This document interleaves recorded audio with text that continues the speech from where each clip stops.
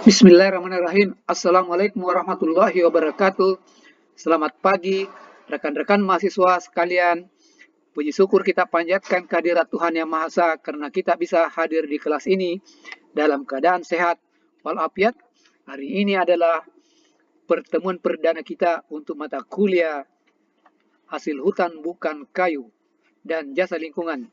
Mari kita manfaatkan semester ini untuk saling belajar, berdiskusi, dan menggali ilmu bersama dalam nuansa atmosfer akademik yang penuh semangat belajar, santai tapi serius.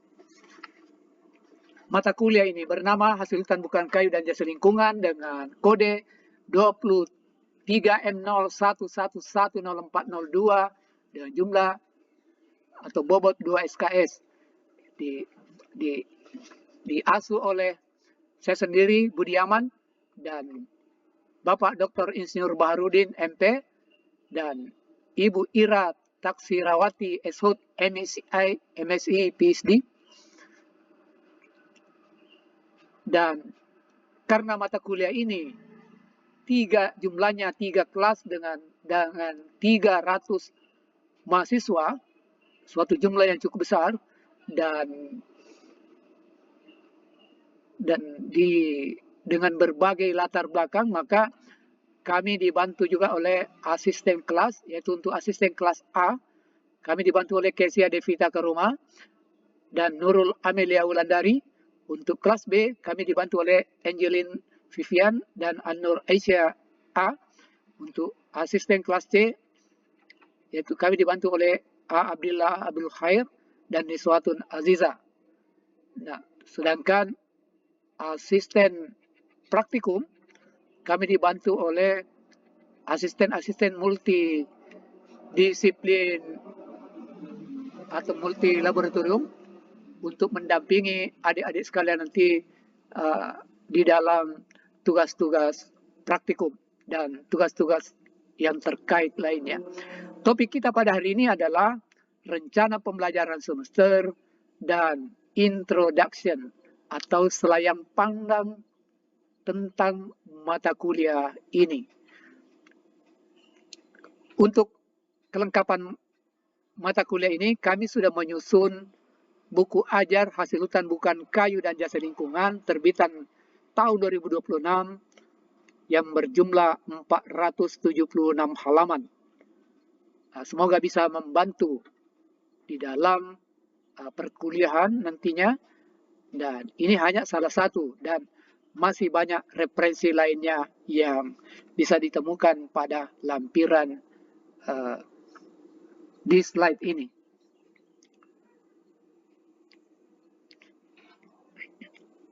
Kemudian mata kuliah ini, rencana pembelajaran semesternya yaitu terdiri dari CPL dan CPMK. Ya. Untuk CPL 1, yaitu mahasiswa mampu mengimplementasikan tanggung jawab, profesionalisme, integritas, dan kepemimpinan sebagai rimbawan. CPL 7, yaitu mampu menerapkan sistem pengelolaan hutan berkelanjutan berbasis masyarakat. Kemudian CPMK 1, yaitu menjelaskan teknik pengenalan berbagai jenis hasil hutan bukan kayu dan jasa lingkungan, yang terdiri dari CPL 1 dan CPL 6. Sedangkan CPMK 2, yaitu menjelaskan teknik identifikasi hasil hutan bukan kayu dan jasa lingkungan beserta teknik pengelolaannya, yaitu CPL 1 dan CPL 6 dan CPL 7. Nah, semuanya dalam terangkum dalam identifikasi jenis hasil hutan bukan kayu dan jasa lingkungan dan teknik pengelolaannya, yaitu CPL 1, CPL 6, dan CPL 7.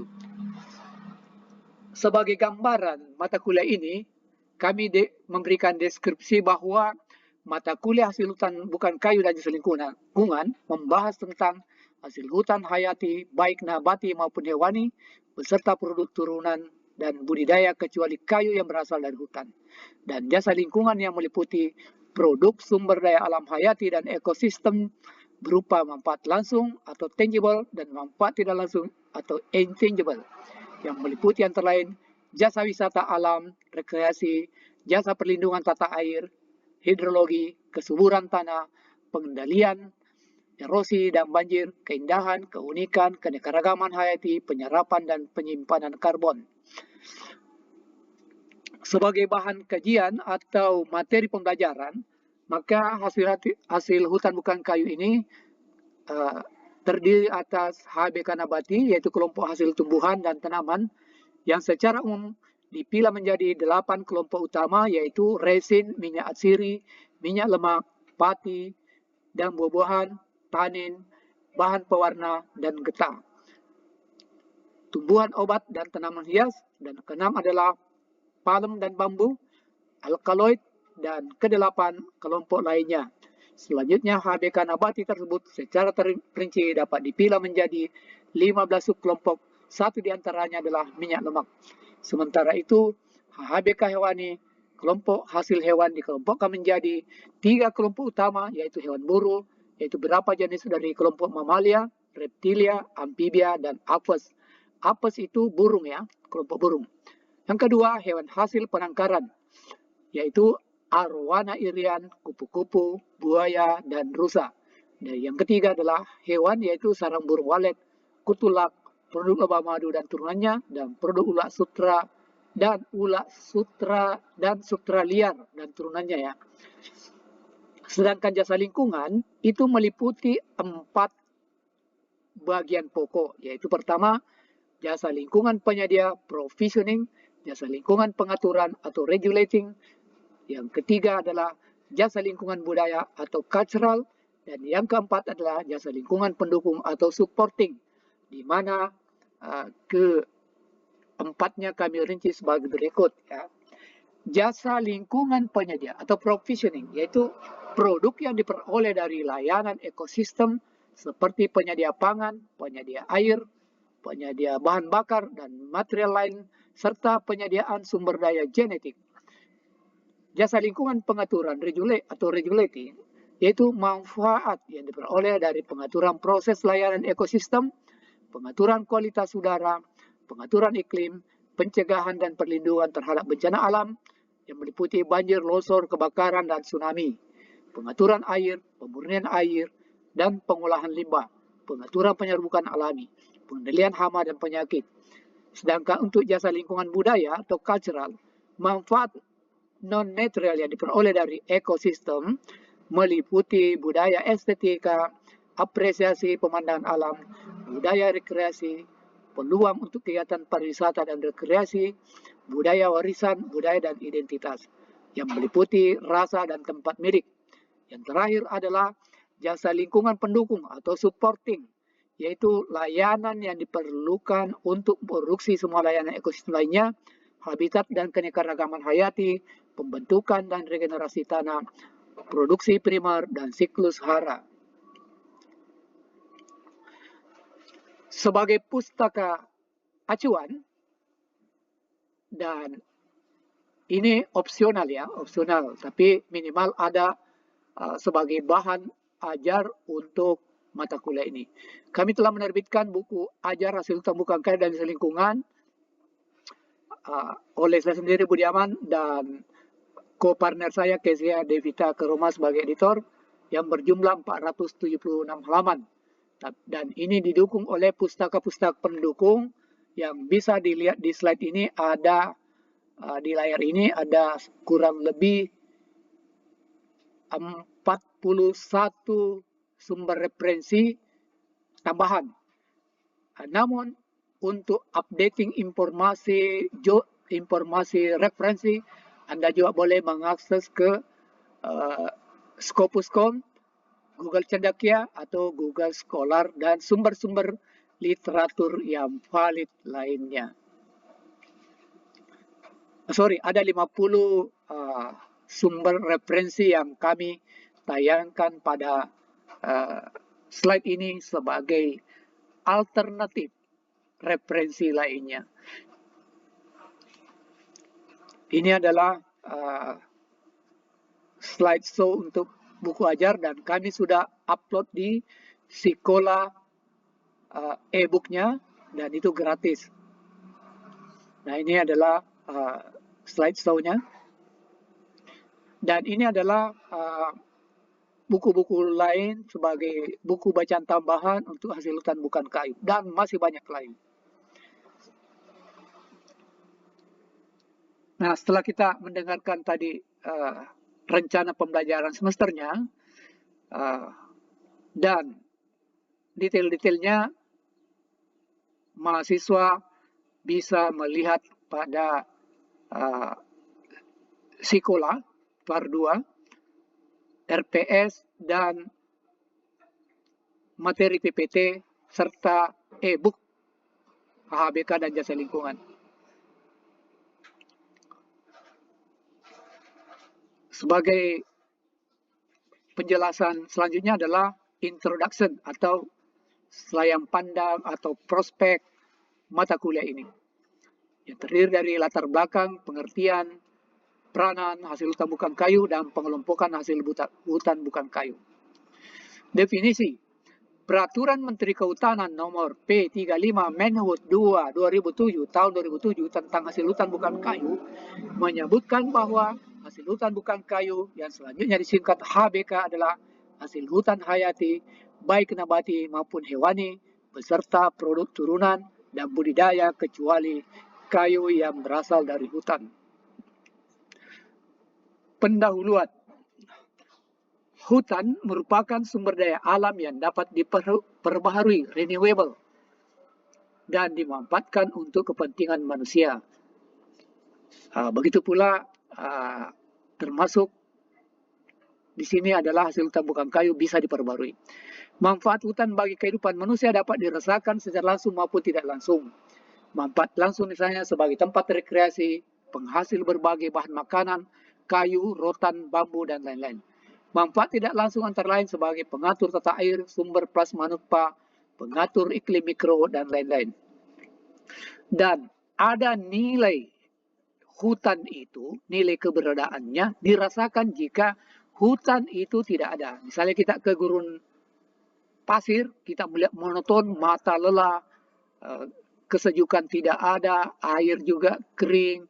Nah, itulah nilai-nilai keberadaan arti hutan jika tidak ada. Jadi sesuatu sangat berarti jika hal yang bermanfaat itu sudah tidak ada. Jadi sebagai contoh ya, kita punya orang tua, sahabat, idola, dan orang yang tercinta di sekeliling kita. Pada saat dia ada, maka itu tidak terasa nilainya. Tetapi pada saat tidak ada, maka barulah terasa nilainya. Bisa dibaca pada buku valuasi nilai ekonomi hutan ya. Ada namanya nilai ekonomi tidak langsung ya, intangible. Oke, sama halnya dengan orang sakit akan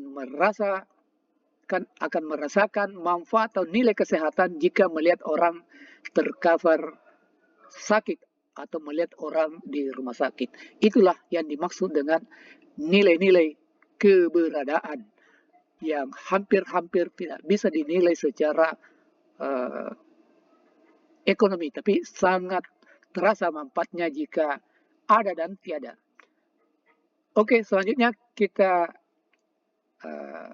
bahas lebih lanjut bahwa hasil hutan dapat dikelompokkan menjadi dua, yaitu hasil hutan berupa kayu yang disebut dengan timber atau major forest products, dan hasil hutan bukan kayu disingkat HBK yang dalam bahasa Inggrisnya biasa dikenal dengan non-timber forest product. Biasa juga dikenal dengan minor forest product. Nah, pemerintah melalui Menteri Kementerian Lingkungan Hidup dan Kehutanan pada tahun 2016 menerbitkan peraturan nomor P83 Menteri Lingkungan Hidup Sekjen KUM 1/10/2016 tentang perhutanan sosial, yaitu peraturan ini menjelaskan tentang pemanfaatan kawasan hutan baik kayu maupun bukan kayu serta jasa lingkungan oleh masyarakat sekitar dengan berlandaskan kelestarian. Next, adapun ruang lingkup dari HHBK ini kita bahas sebagai berikut. Penamaan hasil hutan bukan kayu mengalami beberapa kali perubahan. Pada beberapa dekade yang lalu, Food and Agriculture Organization, lembaga dunia yang mengurusi pangan, menamakannya dengan non-wood forest products atau NWFPs. Istilah-istilah baru terkait HBK juga bermunculan seperti non-wood goods and benefits, barang dan manfaat bukan kayu, non-wood goods and services.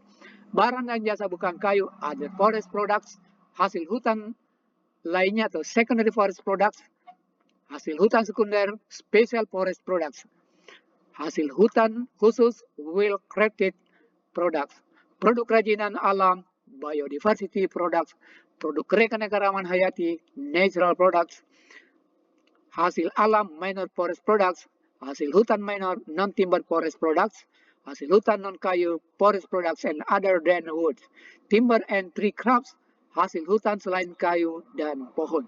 Itu menurut istilah yang dikemukakan oleh Becker 2003. Jadi intinya bahwa banyak istilah-istilah hasil hutan bukan kayu, nantinya adik-adik mahasiswa bisa menemukan pada referensi-referensi yang lain.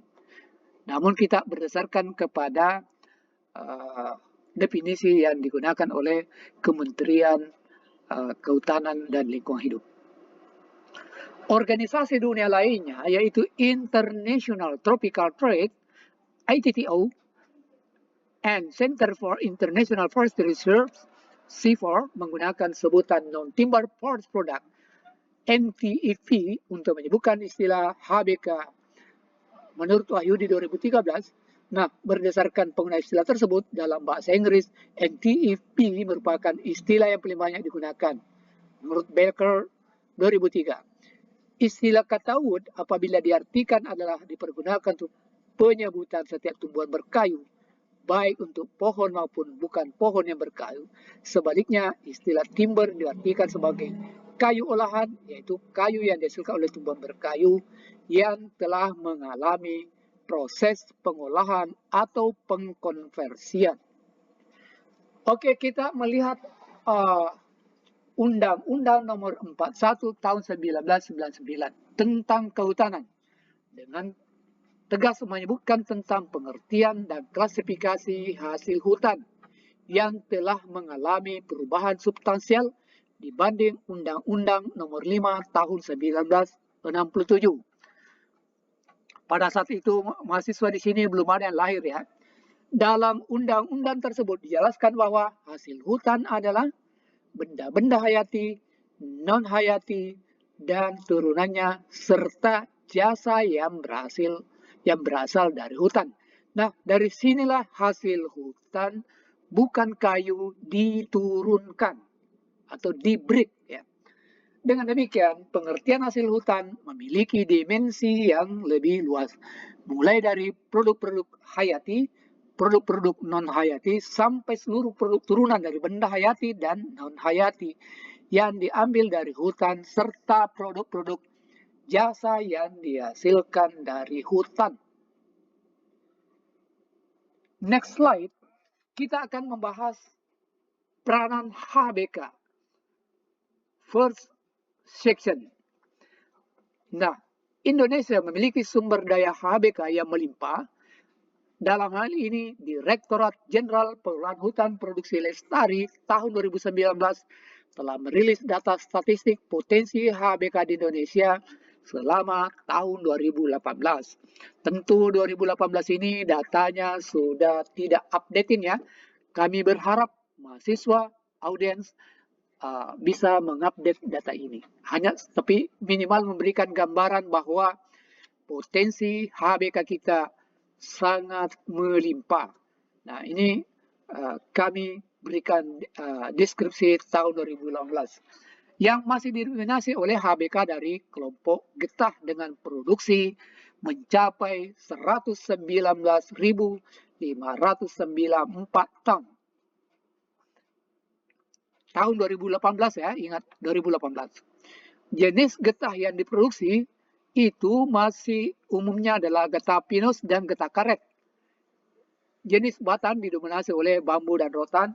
Jenis racing didominasi oleh Kemenangan, Damar Kopal, dan Kemenyan. Selain itu masih terdapat kelompok HBK lainnya seperti bijian, umbi, buah-buahan, dan palawija. Bahkan madu sebagai potensial HBK Indonesia belum terdetek nampaknya di sini ya. Padahal kita adalah pengekspor sekaligus pengimpor yang cukup besar dari produk madu hutan dan madu ternak. Itu hanya ilustrasi saja. Nah, next. HHBK bagi masyarakat sekitar hutan itu adalah sumber bahan pokok, di mana pada literatur yang terkait dengan hubungan antara penduduk dan hutan, tingkat ketergantungan penduduk yang bermukim di sekitar hutan itu sangat tinggi. Hampir semua literatur yang kami pernah baca mengungkapkan bahwa ketergantungan masyarakat pada sumber daya alam di sekitar hutan sangatlah tinggi. Ya. Bahkan penelitian-penelitian sebelumnya oleh mahasiswa-mahasiswa S1, S2, S3 juga mengatakan demikian. Oke, next. Sumber pangan dapat diperoleh dari berbagai hasil hutan bukan kayu, mengandung pati seperti sagu, aren, dan umbian sebagai penambah cita rasa makanan. HBK juga dapat berperan sebagai bahan bumbu makanan seperti kayu manis dan lada. Nah, masyarakat juga banyak memanfaatkan HBK sebagai sumber obat seperti pasak bumi dan akar kuning. Kebutuhan sandang, strip pakaian banyak digunakan masyarakat purba, dan di era sekarang dengan kemajuan teknologi, HBK seperti ulat sutra, kapas, dan kapuk telah menjadi berbagai bahan sandang yang memiliki nilai estetis dan kualitas yang jauh lebih baik. Artinya dengan kemajuan teknologi, maka peran HBK lebih kompleks dan dinamis lagi. Pemanfaatan HBK untuk kebutuhan papan hingga saat ini juga masih kita temukan di desa-desa sekitar hutan seperti bambu, rotan untuk bangunan, rotan untuk kursi, meja, dan perabot rumah lainnya. Bahkan ketergantungannya sangat tinggi. Ya. Selain sebagai kebutuhan pokok, pangan, sandang, papan, maka HBK juga telah menjadi bagian penting dalam budaya adat istiadat mereka. Jadi banyak tarian-tarian, budaya unik, dan culture lainnya sangat tergantung kepada keberadaan sumber daya alam di sekitarnya, tentu terutama berada di dalam hutan. Berbagai jenis HBK dapat juga dijumpai saat pelaksanaan upacara seperti bambu dan buah-buahan serta kemenyan ya. Kemenyan dan lain-lain yang dipakai dalam ritual-ritual upacara adat dan budaya lainnya. Oke, next kita masuk ke peranan HHBK version 2 ya. Yang pertama, jadi ada 20 kami bagi 20 bagian peranan HBK secara umum untuk memudahkan pengertian dan pemahaman tentang peranan HBK itu. Ya. Yang pertama, sebagai bahan makanan seperti pati, sagu, umbi-umbian, talas, gadung, suet, dan lain-lain. Biji-bijian yang meliputi pangi, biji aren, biji polong-polongan, dan lain-lain. Dan buah-buahan yang meliputi mangga, duren, sukun, dan lain-lain buah-buahan. Yang kedua, sebagai komponen bahan bangunan, bambu dan batang aren. Yang ketiga, sebagai furniture. Yang keempat, sebagai perabot rumah tangga. Yang kelima, sebagai penghasil bahan kimia dan produk-produk industri. Yang keenam adalah sebagai bahan obat-obatan. Dan yang ketujuh, sebagai bahan kosmetik. Jadi banyak di alam itu sebagai pewarna alami dan bahan-bahan untuk kecantikan masyarakat-masyarakat kita di desa. Bahkan orang kota pun terkadang berprinsip back to nature untuk kecantikan mereka. Ya. Yang kedelapan, sebagai bahan pengawet. Yang kesembilan, bahan perekat. Yang ke-10 sebagai bahan minuman. Yang ke-11 adalah bahan bioenergi. Yang ke-12 adalah sebagai pewarna alami. Yang ke-13 sebagai bahan kerajinan tangan atau handicraft. Yang ke-14 sebagai bahan industri tekstil. Dan yang ke-15 adalah sebagai alat musik dan olahraga. 16 sebagai makanan ternak atau pakan ternak. 17 sebagai alat mainan dan boneka. 18 sebagai senjata dan peralatan berburu. 19 sebagai bahan penghiasan, tanaman hias dan kegemaran.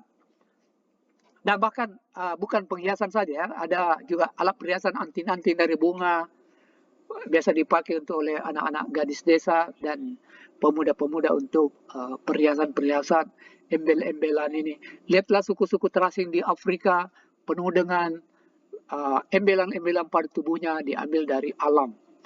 Dan yang terakhir adalah dan lain sebagainya yang kami belum cantumkan di dalam pengkategorian besar peranan HBK ini. Next. Nah, di sini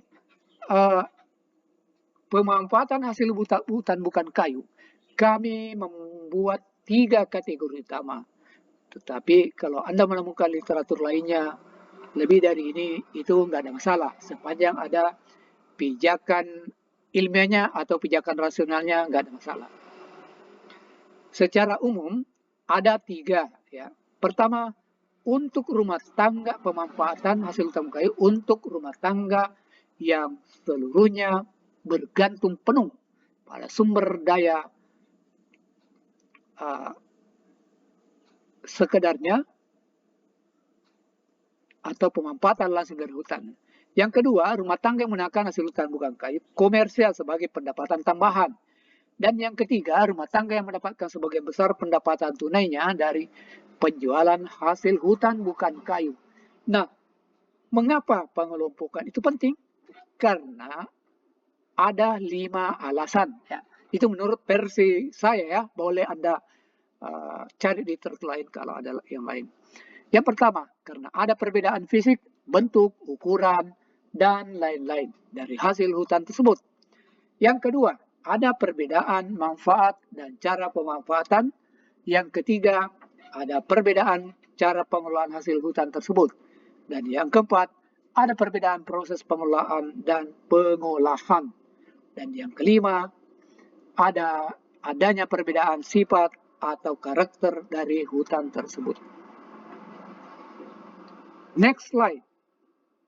Pada slide ini, kami akan menggambarkan bahwa hasil hutan bukan kayu itu dapat dibagi menjadi 8 kelompok utama dan dirinci dalam 15 subkelompok. Beserta slide ini menggambarkan betapa besarnya potensi komoditi HBK di Indonesia yang menurut Permenhub nomor P35 Menhub 2/2007 sebagai berikut. Yang pertama, HBK nabati, hasil hutan bukan kayu, itu terbagi atas 2 secara garis besar, yaitu HBK nabati dan turunannya, dan HBK hewani beserta turunannya. Dan HBK nabati meliputi kelompok hasil tumbuhan dan tanaman yang secara umum dipilah menjadi 8 kelompok utama, yaitu HBK nabati secara terperinci dapat dipilah menjadi 15 kelompok. Yang pertama, kelompok resin. Yang kedua, kelompok minyak atsiri. Yang ketiga, kelompok minyak lemak pati dan buah-buahan. Dan yang keempat adalah kelompok tanin, bahan pewarna, dan getah. Dan yang kelima adalah kelompok tumbuhan obat dan tanaman hias. Nah, kelompok ini dibagi lagi palem dan bambu, alkaloid, kelompok lainnya. Sedangkan untuk HBK hewan, itu meliputi kelompok hasil hewan, dikelompokkan menjadi 3 kelompok utama, yaitu hewan buru, hewan hasil penangkaran, dan hewan hasil hewan. Hasil hewan itu sarang burung walet, kutulak, perut lebah madu dan turunannya, dan produk ulat sutra dan ulat sutra liar lainnya. Oke, kami akan memberikan penjelasan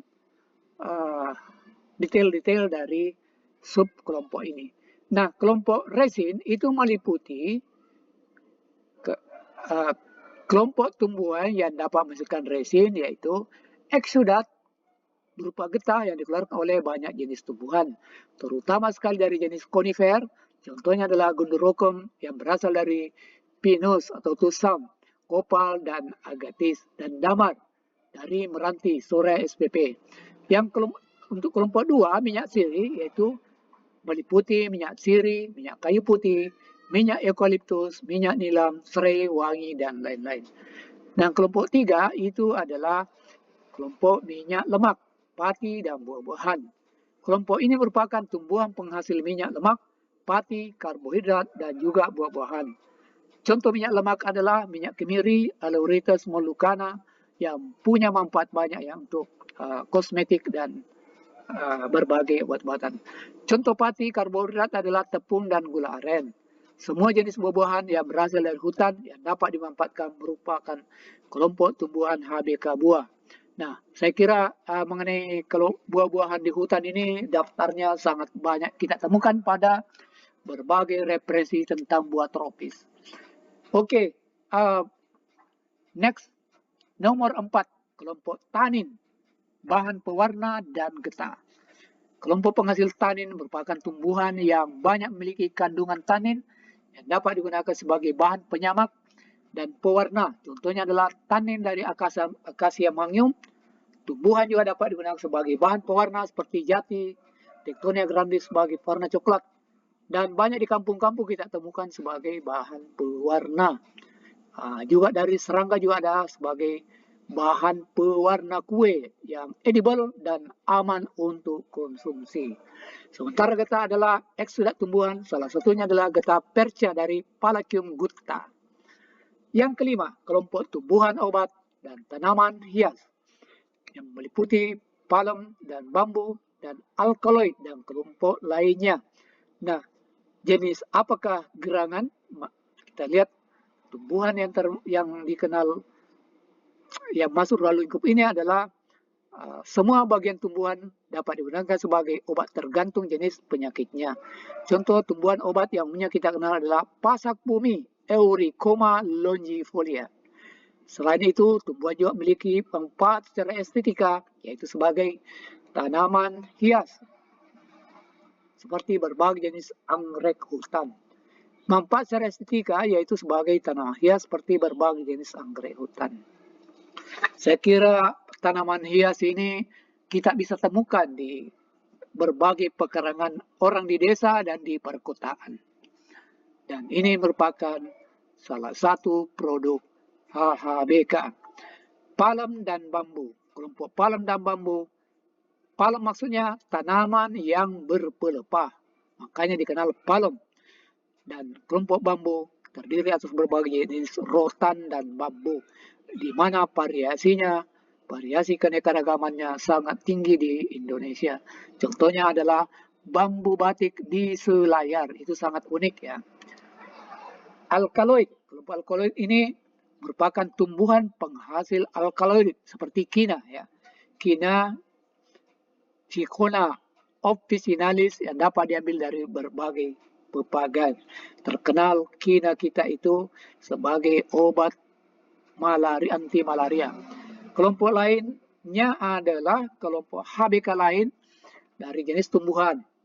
Adalah kelompok yang belum tidak termasuk ke dalam klasifikasi di atas seperti purun, Eleucharis spp yang digunakan sebagai bahan anyaman. Oke, next kita akan menerangkan lebih detail tentang HBK hewani, kelompok hasil hewan. Maksudnya dengan turunannya dikelompokkan menjadi 3 kelompok utama, yaitu hewan buru, yaitu semua atau beberapa jenis dari kelompok mamalia, reptila, amfibia, dan apes yang biasa diburu oleh masyarakat. Apes itu maksudnya kelompok burung. hewan hasil penangkaran, yaitu arwana, irian, kupu-kupu, buaya, dan rusa. Apa beda penangkaran dan budidaya? Penangkaran itu artinya satwa liar yang dibudidayakan atau didomestikasi dan belum menjadi umum. Bedanya budidaya, kalau budidaya itu sudah umum didomestikasi. Ya. Misalnya ternak ayam potong, ternak ayam bangkok, ternak ini. Jadi itu bedanya penangkaran. Penangkaran itu lebih, artinya masih ada nuansa satwa liarnya yang berusaha diperbanyak di salah satu lokasi, ya. Seperti buaya muara, ya. Tapi bukan buaya darat, ya. Buaya muara dan buaya real buaya. Ya. Kalau buaya darat lain lagi, ya. Oke, selanjutnya hasil hewan. Itu sarang burung walet, kutulak, produk lebah madu dan turunannya. Nah, produk lebah madu dan turunannya saja ini ada kurang lebih 8.600 produk turunan. Jadi luar biasa produk HBK ini, ya. Jadi prospeknya sangat cerah ke depan untuk sebagai profesi bisnis, entrepreneurship, dan pengembangan HBK ke depan.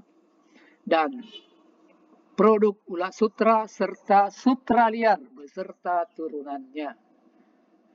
Itu adalah gambaran tentang potensi HBK dengan pembagian kelompok-kelompok besar dan subkelompoknya. Dari sini kita mengambil suatu gambaran bahwa alangkah kayanya kita tentang HBK. Makanya karena banyaknya HBK ini, maka kami berharap diskusi lebih detail nanti akan dibagi oleh asisten kelas untuk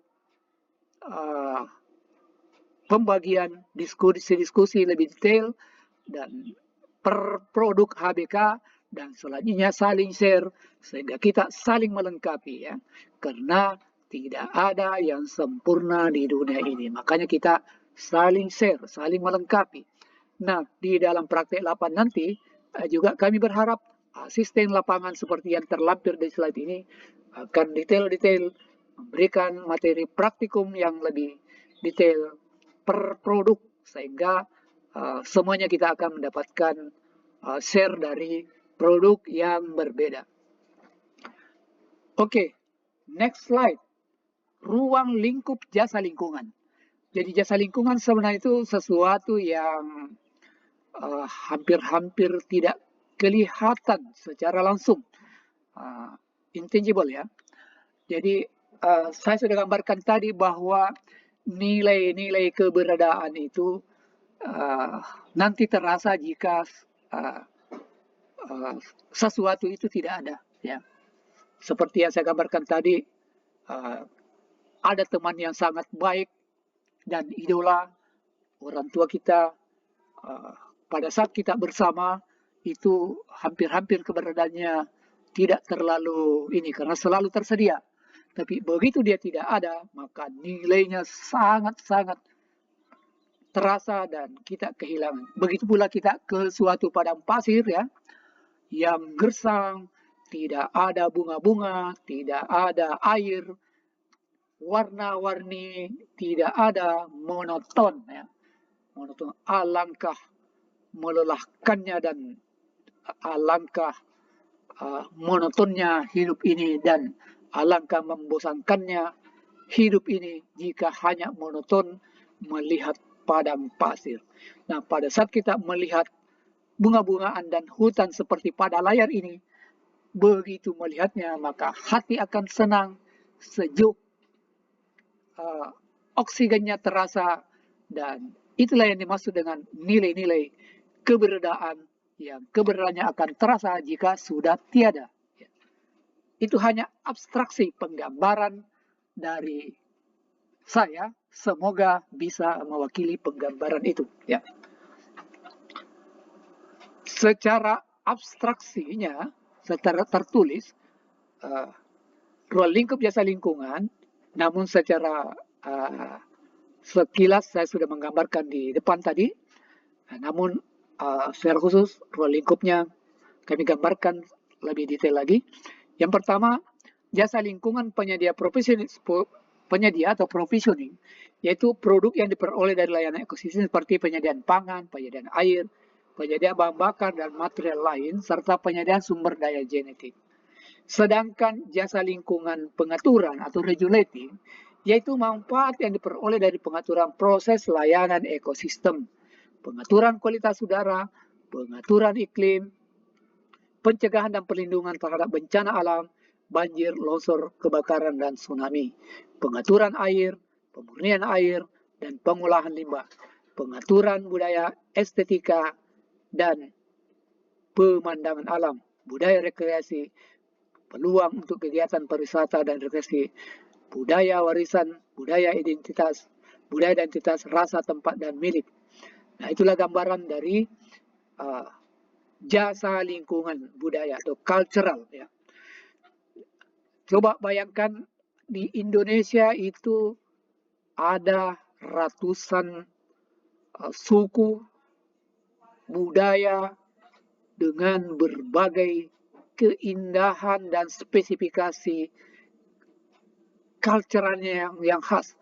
Kenapa begitu banyak? Karena dipengaruhi oleh keanekaragaman performance dari sumber daya alam kita itu yang sangat kaya dan beragam. Nah, makin ke arah gurun pasir, ya variasi budaya itu semakin kurang. Nah, karena mungkin keterisolasian dan keanekaragaman sumber daya alam ini, sehingga muncullah budaya-budaya yang spesifik. Dan itu adalah kekayaan kita. Selanjutnya, yang terakhir adalah jasa lingkungan pendukung atau supporting. Yaitu layanan yang diperlukan untuk produksi semua layanan ekosistem lainnya, habitat dan keanekaragaman hayati, pembentukan dan regenerasi tanah, produksi primer, dan siklus hara. Maka dengan demikian, dengan melihat ruang lingkup hasil hutan bukan kayu dan jasa lingkungan, maka mata kuliah ini sangatlah luas, sehingga kita akan membahas sedikit demi sedikit.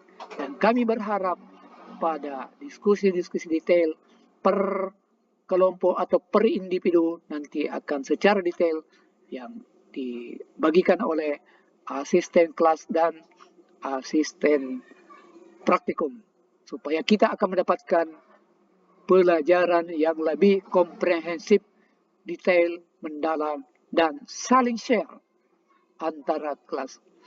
Nah, berikut ini adalah detail tentang Standar Nasional Indonesia nomor 8349 tahun 2016 tentang hasil hutan bukan kayu yang tidak termasuk hewan. Nah, nampaknya SNI itu untuk HBK banyak sekali ya. Banyak sekali. Jadi ini khusus untuk hasil hutan bukan kayu yang di sini tidak kecuali hewan ya, tidak termasuk hewan. Nah, nampaknya itu ada SNI lain yang lebih spesifik lagi, yaitu SNI Gaharu, SNI Gambir, SNI Getah Jelutung, SNI Getah Pinus, SNI Gondoruke, SNI Kemenyan, SNI Kokon Segar, jenis Bombis Mori, SNI Kopal, SNI Kulit Gemor, SNI Kulit Masohi, SNI Lak Butiran, SNI Minyak Kayu Putih, SNI Minyak Terpentin. Kemudian nama tumbuhan dan satwa liar yang diperdagangkan, itu juga ada SNI-nya, dan rotan, umbi-porang, kegunaan bambu. Inilah nomor-nomor SNI-nya yang bisa diakses bebas di Google ya, atau Chrome, atau sumber-sumber referensi lainnya. Nah, juga ada SNI madu. SNI madu diterangkum di dalam SNI yang terbaru adalah SNI 2024. Oke, kita flashback kembali SNI hasil hutan bukan kayu ini yang tidak termasuk hewan. SNI ini menggambarkan bahwa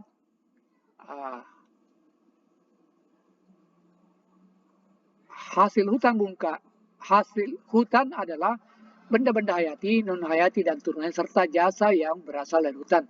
Sedangkan hasil hutan bukan kayu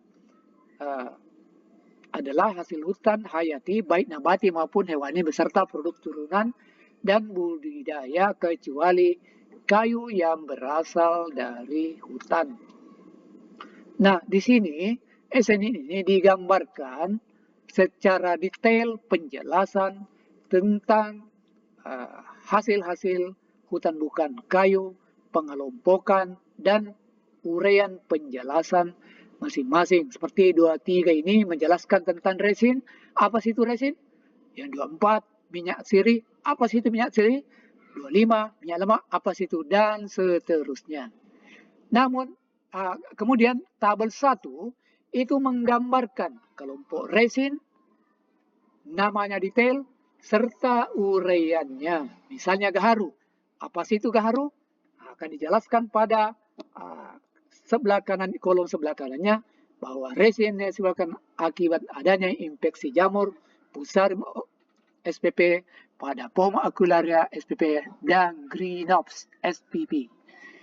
Artinya cara mempelajari tabel ini pada SN ini kita mampu memahami daftar dan kolom serta uraian penjelasan tiap-tiap dari